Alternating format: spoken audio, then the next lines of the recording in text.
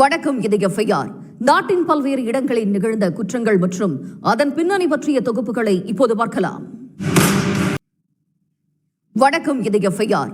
நாட்டின் பல்வேறு இடங்களில் நிகழ்ந்த குற்றங்கள் மற்றும் அதன் பின்னணி பற்றிய தொகுப்புகளை இப்போது பார்க்கலாம்.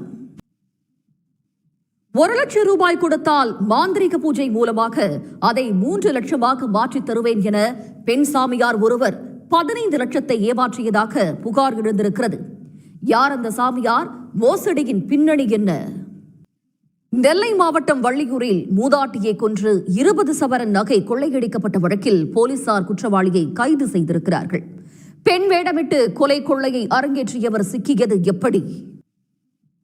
தூத்துக்குடியில் கப்பல் வாலுவி கொலையில் தொடர்புடைய கொலையாளி சேலம் காவல் நிலையத்தில் ஆஜராகி கையெழுத்திட சென்றபோது வெட்டி கொலை செய்யப்பட்டுள்ளார்.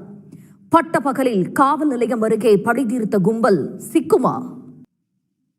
தெலுங்கானாவில் காதலனுடன் சேர்ந்து கணவரை கார்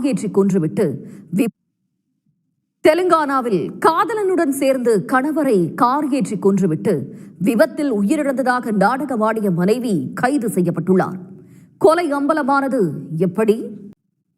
கேரளாவில் அடமானம் வைத்துள்ள நகையை மீட்டு தனியார் வங்கியில் வைப்பதாக கூறி 40 லட்சம் ரூபாயை வாங்கி சென்ற ஒருவர் பணத்தை புதைத்துவிட்டு நாடகமாடியிருக்கிறார். 1 மணி நேரத்தில் நகையுடன் வருவதாக கூறியதை நம்பிய வங்கி ஊழியர்கள் நம்பிக்கையின் அடிப்படையில் கொடுத்து ஏமாந்தது எப்படி? ஹைதராபாத்தில் பூட்டிய வீட்டுக்குள் மனித எலும்பு கூடு கிடைத்திருக்கிறது. 50 வயது முதியவருக்கு நடந்தது என்ன? எஃப்ஐஆரில் தொடர்வது சிறிய இடைவேளை.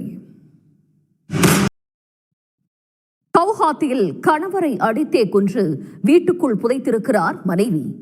கேரளாவுக்கு வேலைக்கு சென்று விட்டதாக நாடகமாடியவர் சிக்கியது எப்படி? இந்திய கம்யூனிஸ்ட் கட்சி நிர்வாகி சந்து ரத்தோட் ஹைதராபாத்தில் வாக்கிங் சென்ற போது சுட்டுக் கொல்லப்பட்டுள்ளார். பெப்பர் ஸ்ப்ரேவை அடித்து நிலை குலைய வைத்து துப்பாக்கியால் சுட்டுவிட்டு காரில் தப்பிய கும்பல் சிக்குமா? அயோத்தியில் பூட்டிய அறைக்குள் இளம்பெண்ணும் இளைஞரும் சடலமாக மீட்கப்பட்டனர். அறையெடுத்து தங்கியவர்கள் துப்பாக்கியால் சுட்டு தற்கொலை செய்து கொண்டது ஏன்? இத்துடன் எஃப்ஐஆர் நிறைவு பெறுகிறது. நன்றி, வணக்கம்.